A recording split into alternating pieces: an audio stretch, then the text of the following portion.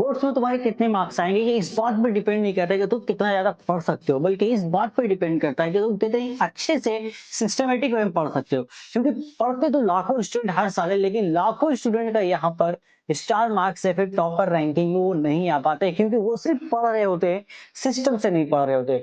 सिर्फ पढ़ना और सिस्टम से पढ़ने में बहुत ज़्यादा डिफरेंस है यहाँ पर। ये तो यूँ कह लो कि एक ऐसी बाउंड्री है जो कि इनविजिबल बाउंड्री जो आपको दिखेगी नहीं, बट ये डिफरेंस क्रिएट कर देती है। क्योंकि जो स्टूडेंट सिर्फ पढ़ते रहते हैं उनको पता ही नहीं होता कि भाई वो जो पढ़ रहे हैं सही में वो उनके लिए बेनिफिशियल है कि नहीं। वो जो पढ़ रहे हैं उनका वो एनालिसिस भी नहीं करते कि भाई हम क्या जो पढ़ रहे हैं एकदम हम उस चीज को एग्जाम में लिख भी पाएंगे।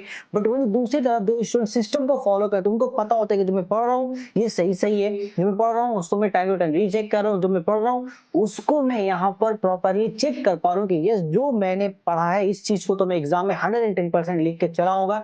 और ये इस चीज की गारंटी उनको ये कॉन्फिडेंस दिलाता है कि यस मैं यहाँ पर 90 प्लस 95 प्लस एग्जाम में खोल देने वाला हूँ, और अगर बहुत अच्छा हुआ तो मैं 100 प्लस भी करूंगा। ये कॉन्फिडेंट एक सिस्टम ही आपके अंदर बिल्ड कर सकता है। जब आप एक सिस्टम के अंदर रह करके साल भर पढ़ाई करते हो तब जाकर के वो सिस्टम एक ऐसा रिजल्ट ला कर देता है जो आपको यहाँ पर आपका मदनी का एग्जाम हो या किसी भी बोर्ड का एग्जाम हो या फिर कोई भी कॉम्पिटेटिव लेवल एग्जाम हो, वो आपको एक कॉन्फिडेंट बिल्ड करने में हेल्प करता है। एग्जाम हॉल में जब बैठते हो तो इस कॉन्फिडेंट के साथ बैठते हो, यस भाई ये तो मैं ऑलरेडी कर चुका हूँ यार, ये चीज तो मैं ऑलरेडी 10-12 बार पहले कर चुका हूँ, बस मुझे वही चीज को दोबारा से रिपीट कर देना है। तो ये जो ख्याल है ना ये तभी पॉसिबल होगा जब आप सिस्टमेटिक वे में स्टेप बाय स्टेप चीजों को करोगे। और आज की इस वीडियो में मैं आपको वही 5 स्टेप्स बताने वाला हूँ, ये यूं कह लो कि 5 फेजेस का एक ऐसा सिस्टम बताने वाला हूँ तैयारी करने का, जिसको किसी भी स्टूडेंट ने अगर फॉलो कर लिया, डजेंट मैटर कि आप पढ़ाई में कैसे हो, बहुत अच्छे हो, एवरेज हो, फिर पढ़ाई कर ही नहीं रहे हो, बट अगर आपने इस सिस्टम को फॉलो करके पढ़ाई कर ली तो ये मेरी तरफ से गारंटी है, मैं इस चीज की गारंटी ले सकता हूँ कि तुम यहाँ पर 90 प्लस क्या 95 प्लस इवन 100% भी यहाँ पर स्कोर कर सकते हो। वैसे आइडियली 100% लाना पॉसिबल नहीं, बट 98-99% तक आप यहाँ पर स्कोर कर सकते हो। शर्त ये है कि ये सिस्टम को आपको फॉलो करना होगा। तो आइए जानते हैं इस वीडियो में आखिर क्या है इस सिस्टम के अंदर, आपको कैसे यहाँ पर स्टेप बाय स्टेप चीजों को फॉलो करना है और कितना आसानी से आप इसको फॉलो करोगे। आपको बहुत ज्यादा ऐसा नहीं 10-12 घंटे पढ़ने नहीं, बहुत सिंपल वे में 3-4 घंटे डेली का पढ़ाई करके आप यहाँ पर बहुत ही अच्छा 90 प्लस 95 प्लस स्कोर कर सकते हो। सो कॉपी कलम लेकर तैयार हो जाओ, जो चीजें मैं बताने वाला हूँ नोट डाउन कर लेना, क्योंकि ये चीजें अपने पर्सनल एक्सपीरियंस से मैं तुम्हारे साथ शेयर कर रहा हूँ, अपने 3 साल के टीचिंग एक्सपीरियंस से। और जहां तक मैंने हजारों स्टूडेंट्स को यहाँ पर मेंटोर किया है माध्यमिक के लिए, वो एक एक्सपीरियंस यहाँ पर मैं तुम्हारे साथ शेयर करने वाला हूँ। तो बिना किसी और इंतजार के वीडियो को स्टार्ट करते हैं। मेरा नाम है आमिर, आप सभी का स्वागत है आपके प्यारे से यूट्यूब चैनल मॉडर्न पढ़ाई के ऊपर। Let's begin the video. माध्यमिक माने मॉडर्न पढ़ाई, सब कुछ माध्यमिक से रिलेटेड। ये माध्यमिक 2027 का जो वार ब्लूप्रिंट इसको मैंने 5 स्टेज में बांटा है। पहला हमारा फाउंडेशन है जो कि मार्च से जून तक चलेगा, फिर उसके बाद सिलेबस कंप्लीशन जुलाई से सितंबर तक चलेगा, फिर प्री बोर्ड अक्टूबर से नवंबर तक है, देन रिवीजन मोड हमारा दिसंबर में चलेगा, एंड फाइनल डोमिनेंट हम करेंगे यहाँ पर डोमिनेशन मोड हमारा जनवरी टू फरवरी तक चलने वाला है। क्योंकि अगर आप अभी मार्च के महीने से डिसिप्लिन होकर पढ़ाई स्टार्ट कर देते हो देन फरवरी आपकी विक्ट्री कोई नहीं रोक पाएगा। जो स्टूडेंट्स अभी से पढ़ाई स्टार्ट नहीं करेंगे उनके लिए आगे चल के बहुत दिक्कत होगी। होली था आपने सेलिब्रेट कर लिया, वेल एंड गुड, रमजान चल रहा है, वेल एंड गुड, ईद आएगा उसको भी सेलिब्रेट करना, बट जो भी लोग अभी रमजान की वजह से पढ़ाई नहीं कर रहे पढ़ाई स्टार्ट कर लो, थोड़ा थोड़ा पढ़ो लेकिन पढ़ाई करो। और यार पढ़ाई करने के लिए तो एक मोटिवेशन भी मिल जानी चाहिए तुमको। इंडिया ने भाई इतने सालों के बाद वर्ल्ड कप जीत लिया है, T20 वर्ल्ड कप, यहाँ पर हिस्ट्री दोबारा से रिपीट हुई है, हिस्ट्री डिफीट हो चुकी है। तो फिर अब तुम्हारी बारी है कि तुम अपने बोर्ड एग्जाम में यहाँ पर हिस्ट्री को क्रिएट करोगे। तो चलो मैं बताता हूँ पहला फाउंडेशन जो फेज होगा उसमें तुम्हें करना क्या है। मार्च से जून महीना का स्ट्रेटेजी है। इसमें हमारा मेन टारगेट होने वाला है सब्जेक्ट प्रायोरिटी, मतलब डीप अंडरस्टैंडिंग। सिलेबस यहाँ पे कंप्लीट करना हमारा टारगेट नहीं है, और ना ही जल्दी जल्दी पढ़ के निकल जाना, नहीं नहीं नहीं, एकदम नहीं, एकदम नहीं। स्टूडेंट जहाँ पे यही गलती करता है फटाफट लेता है, ऐसा नहीं होता भाई, आराम से पढ़ना होता है। मैथ्स तो ऐसे भागते ना जैसे टीचर ने बता दी उतर, हाँ सर समझ में गया, समझ अब मैं बता दूं, मैं फोड़ू एग्जाम में फोड़ूंगा जाकर के, और उसके बाद एग्जाम में माथा पटक रहा है, अरे ये क्वेश्चन तो हाँ सर तो बनाए थे, हाँ कुछ ऐसे था, मतलब एक्स स्क्वायर यहाँ था, ऐसा ही होता है। इन रियलिटी ऐसा ही होता है। क्यों? क्योंकि आप बस जल्दी में रहते हो, सिलेबस खत्म करना खत्म करना। अरे किसकी शादी में जाना है भाई, इतने सिलेबस खत्म करके आराम करो, थोड़ा सा रिलैक्स करो। सबसे पहला चीज 60 से 70% का हम टारगेट लेंगे, इवन 60% गोली मारो, मैं बोलता हूँ चलो तुम 50% ही सिलेबस कंप्लीट करो जून तक, ठीक है, 50% तक सिलेबस कंप्लीट करो, बट अपनी क्लैरिटी को कंसेप्ट करो, कंसेप्चुअल अंडरस्टैंडिंग बनाओ और राइटिंग प्रैक्टिस स्टार्ट करो। कोई बैकलॉग नहीं होना चाहिए। जितना चीज तुमको ट्यूशन में पढ़ाया जा चुका है, क्लासेस में पढ़ाया जा चुका है, वो सारा चीज तुम्हारा कंप्लीट होना चाहिए टाइम टू टाइम। पढ़ना कैसे? डेली 2 घंटे का, अभी स्टार्टिंग में 2 घंटे स्टडी करना, ज्यादा नहीं, 2 घंटे का स्टडी करना है। 2 घंटे में 45 मिनट्स आपको मैथ्स करना है, जैसे मैंने लिख लिया, ओके 45 मिनट्स मैथ्स करोगे, 15 मिनट डेली का राइटिंग प्रैक्टिस, 30 काट दो, 15 कर देना। राइटिंग प्रैक्टिस मतलब आपका जो भी मेन लैंग्वेज, जिस लैंग्वेज में एग्जाम लिखोगे उसमें आपको यहाँ पर प्रैक्टिस करनी है। कोई बुक खोलो, देख करके लिखो, हिस्ट्री बुक खोलो उसको देख देख के लिखो, ज्योग्राफी खोलो वहां से देख के लिखो, फिजिकल साइंस खोलो, भाई लिखो बस। तुम 15 मिनट डेली अपना एक पेज उर्दू, इंग्लिश या फिर हिंदी जो भी उसको लिखो और अच्छे से कायदे से लिखो, फॉर्मेलिटी के लिए बस ले लियो, खत्म। स्कूल में चेक नहीं कराना तुमको, अपना रिजल्ट बनाना है, ओके, तो वो ध्यान रखना। तो ये चीज है। फिर बाकी बचा 1 घंटा, उसमें तुमको वो एक सब्जेक्ट पढ़ना है जो मान लो तुम्हारा ट्यूशन क्लास में हो, या फिर टाइम टेबल बना के अपने अकॉर्डिंग सेल्फ स्टडी कर रहे हो। 3-3 दिन का शेड्यूल बनाओ, 3 दिन हिस्ट्री पढ़ो, फिर 3 दिन ज्योग्राफी पढ़ो, देन फिर संडे को पूरा रिव्यू करो, जो पढ़ा कितना हुआ नहीं हुआ, एक रिवीजन करो संडे को। फिर नेक्स्ट वीक सिलेबस चेंज कर दो, फिजिकल साइंस प्लस बायोलॉजी पढ़ो, संडे को उसका रिव्यू करो, रिवीजन करो। फिर नेक्स्ट वीक भी वही पैटर्न, हिस्ट्री ज्योग्राफी फिर फिजिकल साइंस बायोलॉजी। इस तरीके से आपको ये 1 घंटे में चेंज करते रहना है। बाकी यहाँ पर 45 मिनट जो या फिर है 45 मिनट से 1 घंटा का टाइम आपको मैथ्स कंपलसरी है, डेली चलना चाहिए थ्रू आउट द ईयर, आप इसको चेंज नहीं कर सकते हो। मेन डीप अंडरस्टैंडिंग लाओ, हिस्ट्री में, फिजिकल साइंस में कंसेप्ट बिल्डअप करो, फॉर्मूलास रिगार्डिंग न्यूमेरिकल्स कैसे बनेगा, कंसेप्चुअल क्वेश्चन कैसे आ सकते हैं, वो सब बिल्डअप करो यहाँ पर। ज्योग्राफी में मैप प्रैक्टिस, इवन मैप इतना जल्दी मत करना, स्टार्टिंग में मैप प्रैक्टिस करना जून के बाद सेकंड फेज में करेंगे, लेकिन यहाँ पर डायग्राम प्रैक्टिस करना स्टार्ट कर दो, डायग्राम बनाना स्टार्ट कर दो, और डेली प्रॉब्लम सॉल्विंग करो मैथ्स में। मैथ्स बहुत इंपॉर्टेंट है।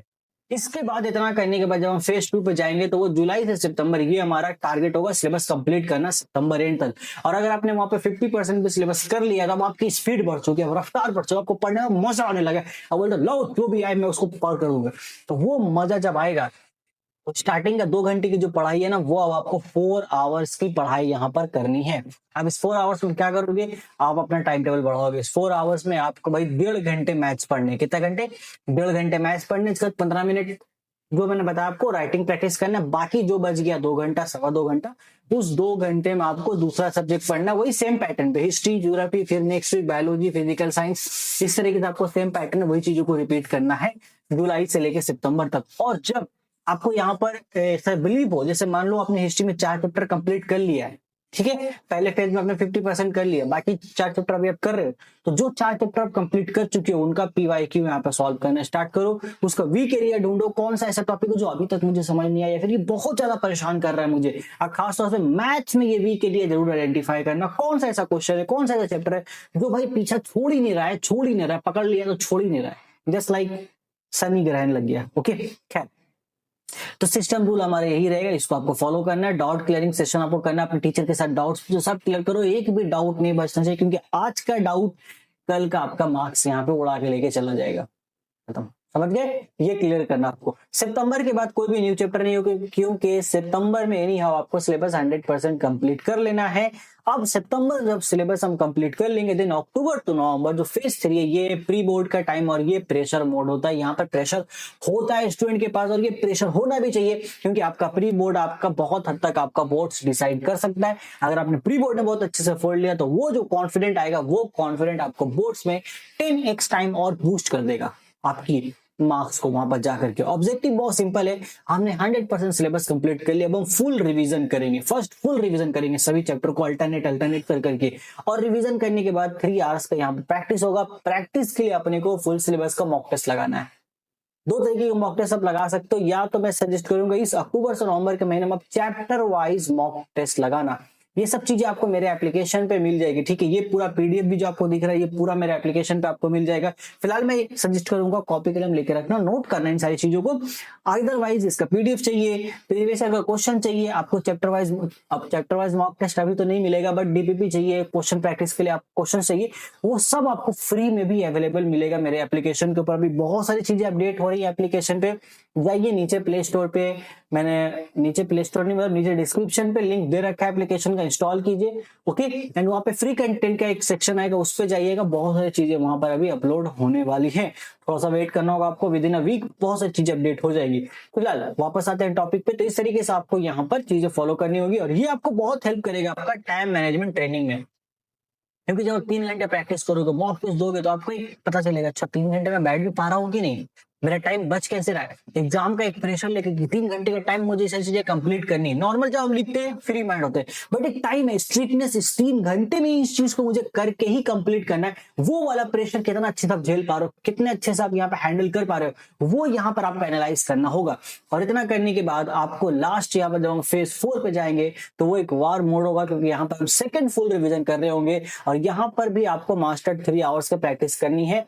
फेज 3 में हमने आपको चैप्टर वाइज मॉक टेस्ट करने के मैंने सजेशन दिया, यहाँ पर आपको फुल लेंथ मॉक टेस्ट करना है और यहाँ आते आते आपको शॉर्ट नोट्स रिवीजन करने होंगे।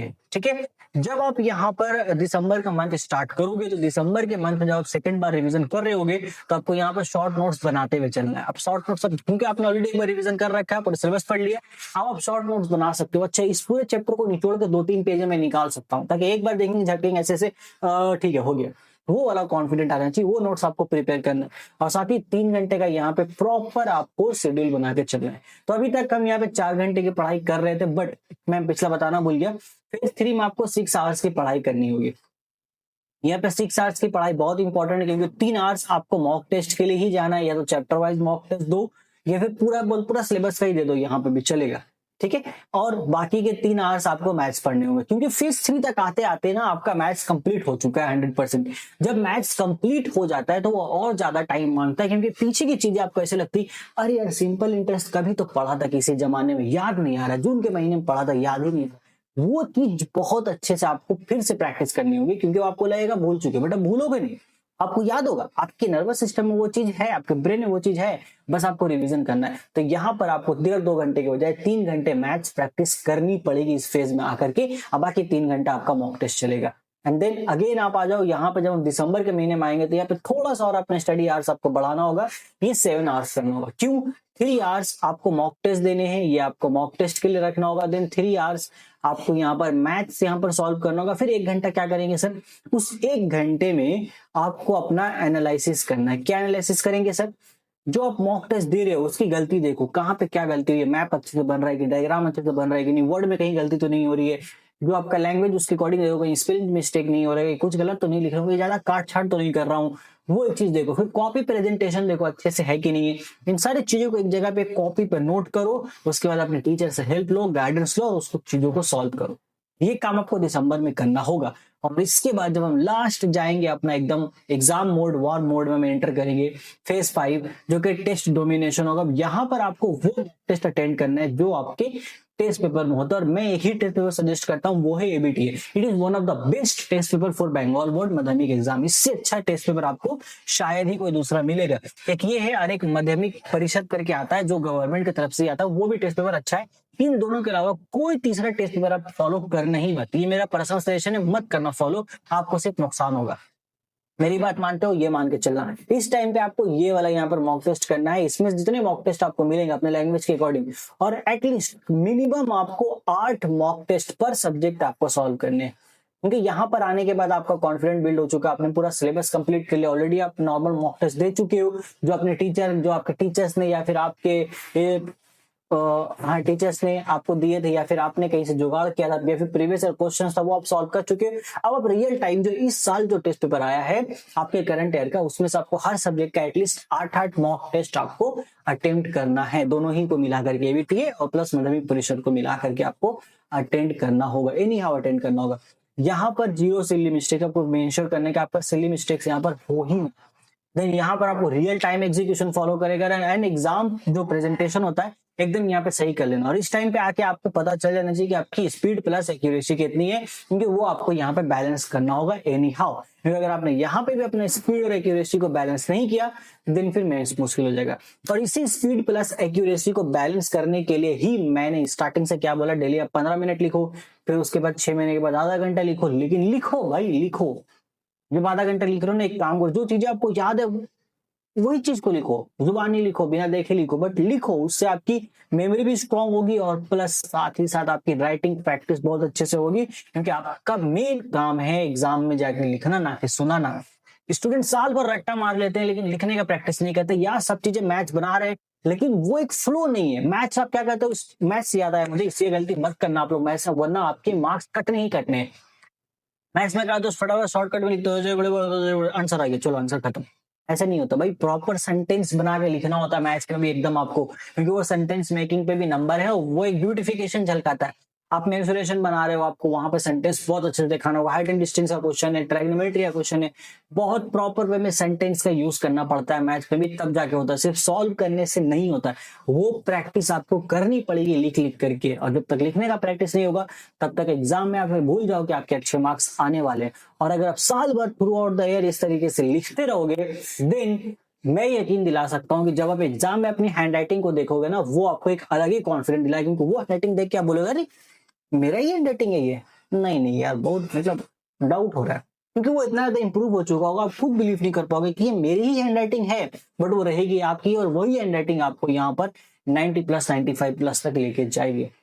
मेरे आज की वीडियो में बस इतना ही था, इससे ज्यादा कुछ नहीं। अगर आपने इतना फॉलो कर लिया पूरा फेज 1 2 3 4 5, देन आपको यहाँ पर आपके बोर्ड एग्जाम में टॉप करने से कोई नहीं रोक सकता है। अब बोर्ड एग्जाम एक ऐसा एग्जाम है ना जिसमें भाई मैथ्स जितने लड़के टॉप करना चाहते कर सकते हैं। यहाँ पे कोई ऐसा नहीं ना कि एक लड़का टॉप करके दूसरा लड़का नहीं हो सकता, नहीं, सेम नंबर तो बहुत सारे स्टूडेंट्स के आ सकते हैं। कॉम्पिटिटिव एग्जाम थोड़ी था कि रैंकिंग आएगी, तो आपके भी आ जाए, आपके दोस्त की भी आ जाए, क्या पता आप 670 नंबर आप भी ले आओ, 670 680 नंबर आप भी ले आओ। ये नंबर्स लाने पॉसिबल हैं, और मैं गारंटी देता हूं अगर आप इन चीजों को फॉलो करोगे देन आप ये नंबर ला सकते हो।